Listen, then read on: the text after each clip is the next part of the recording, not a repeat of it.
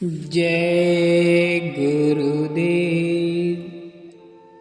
एक भक्त ने ईश्वर से रात भर प्रार्थना की और प्रातः ज्यों ही दुआ करने के लिए हाथ उठाए कि आकाशवाणी हुई, तेरी दुआ बेकार है, जा ये विचार ही छोड़ दे।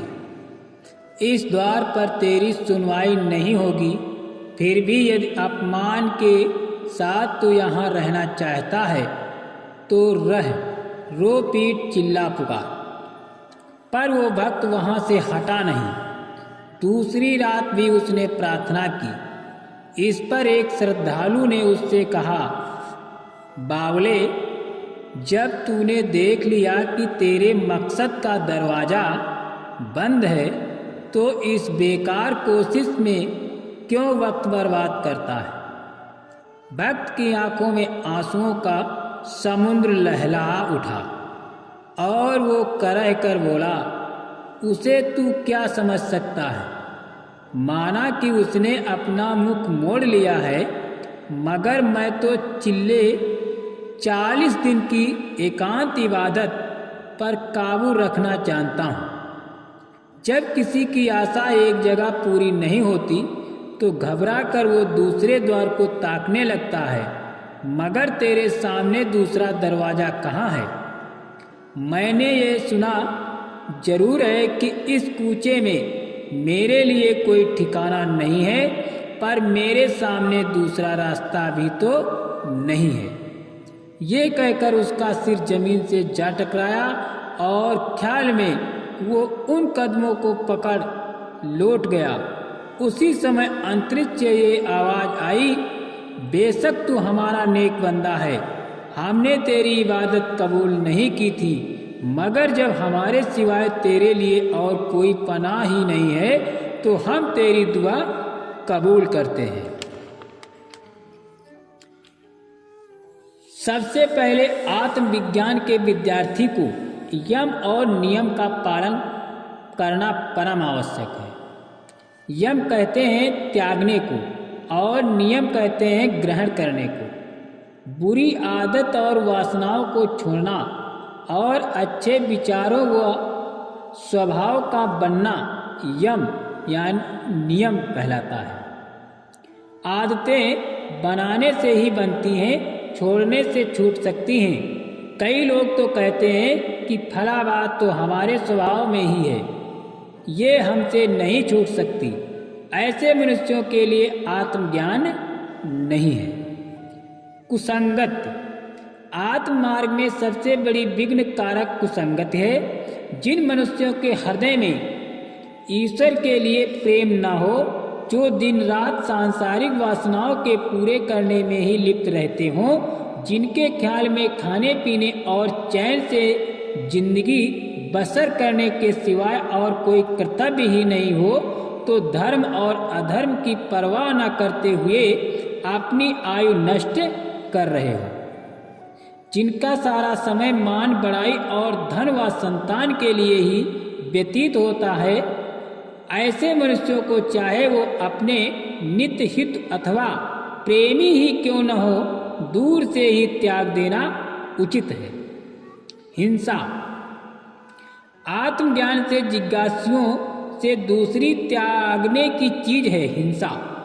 हिंसा मारने का ही नाम नहीं है, बल्कि जिस काम के करने में दूसरों की दिलजारी हो और उसके दिल पर चोट पहुँचे, उसको हिंसा कहते हैं। शास्त्र कहते हैं कि हिंसा से बढ़कर दूसरा पाप नहीं है। असत्य तीसरी बात त्यागने की है, असत्यता। झूठ की इसी तरह से सारे ही पाप छुपे रहते हैं। झूठ बोलने से आत्मिक बल घट जाता है। झूठा आदमी हमेशा चिंता सागर में डूबा रहता है। अनेक मनुष्य उसके दुश्मन बन जाते हैं। ऐसे आदमी का मन अशांत रहता है। कुटिलता जीवन में सादगी हो तो मान बढ़ाई के लिए ढोंग न रचें। जितना अंदर हो उतना ही प्रकट करें, उसके व्यवहार में कुटिलता न हो। काम के अर्थ यानी वासनाओं ख्वाहिश के हैं। वीर और बल की रक्षा करना परम आवश्यक है। निर्बल मनुष्य न तो संसार के किसी कार्य में सफलता प्राप्त कर सकता है और न परमार्थ ही कमा सकता है। क्रोध के समय अंतःकरण पर पर्दा पड़ जाता है। बुद्धि और विचार डर के मारे एक ओर छुप जाते हैं। मन, इंद्रिय और शरीर की सारी धातुएं जलने लगती हैं और मनुष्य अपने आप को भूल जाता है। उस समय उसको अपना कर्तव्य याद नहीं आता और क्रोध उस पागलपन की दशा में करने और न करने सभी काम करा डालता है और पीछे पछताता है। लोभी आदमी का मन चलायमान रहता है।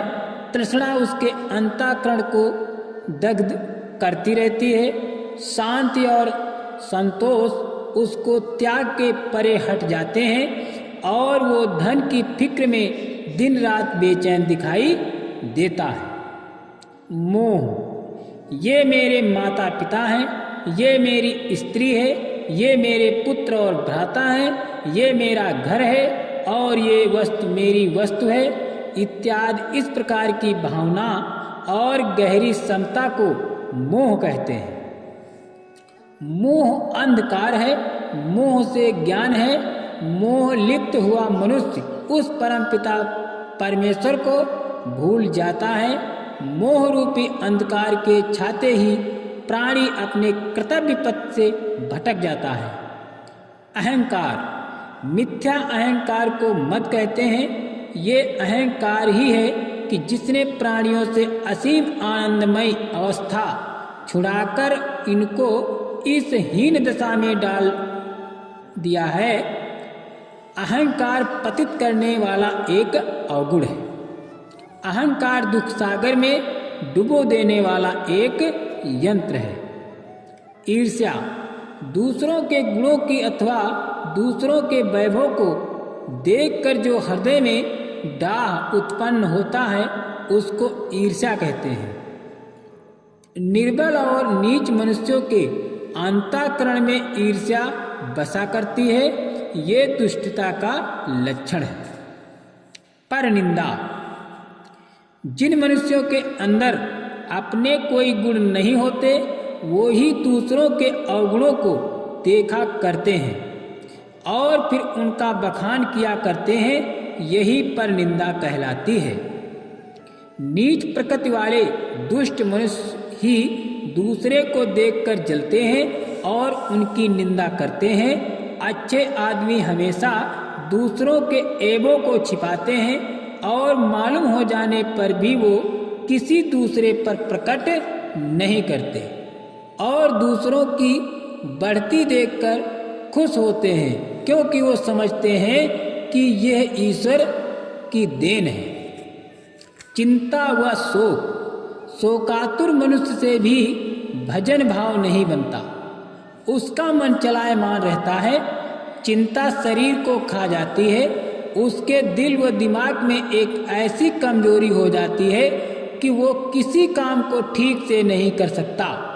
अपनी जरूरतों को कम करो। निंदा व स्तुति, जब हम किसी शुभ कार्य करने के लिए तैयार होते हैं तो अनेक लोग हमारा उपहास करने लग जाते हैं। यदि तुम अपने जीवन को ऊंचे पर पहुंचाना चाहते हो तो निंदा स्तुति की परवाह न करो, चलते चलो। आडंबर वो पाखंड मनुष्य को गिरा देता है। इससे अंतःकरण पर क्लौच छा जाता है। चुप रहना सीखो। चुप रहने की आदत डालें। व्यर्थ बकवास साधना में बहुत हानि पहुंचाता है। ज़्यादा बातें करने से दिमाग के पर्दे हिल कर कमज़ोर हो जाते हैं। बक्की आदमी में गंभीरता नहीं रहती। जिस बात से तुम्हें कुछ प्रयोजन नहीं उसे करना अच्छा नहीं है। सहनशीलता, अच्छे और बुरे शब्दों को धैर्यपूर्वक सुनता रहता है, वही सहनशीलता व्यक्ति कहलाता है। लेन देन, जिन लोगों को कुछ परमार्थ की ओर चलना है उन्हें चाहिए कि रुपये का लेन देन भी ना करें। लेन देन से अशांति रह नहीं पाती। कठोर वचन, अपने मुख से कभी दुर्वचन व कड़े शब्द मत बोलो। मार तो शरीर के ऊपर ही लगती है, परंतु दुर्वचन मन के भीतर घाव कर देते हैं। धिक्कारना ठीक नहीं। जिसे धिक्कारा जाता है उसे तो महान दुख होता ही है, साथ ही अपने अंतर में भी एक गलाने और क्रोध का भाव तो भर ही जाता है। हंसी चंचलता का एक कारण। अधिक हंसी करने से स्वभाव में चंचलता पैदा हो जाती है। हंसमुख बनो, परंतु हंसी में किसी के दोष कहकर उसे दुखी मत करो। जय गुरुदेव।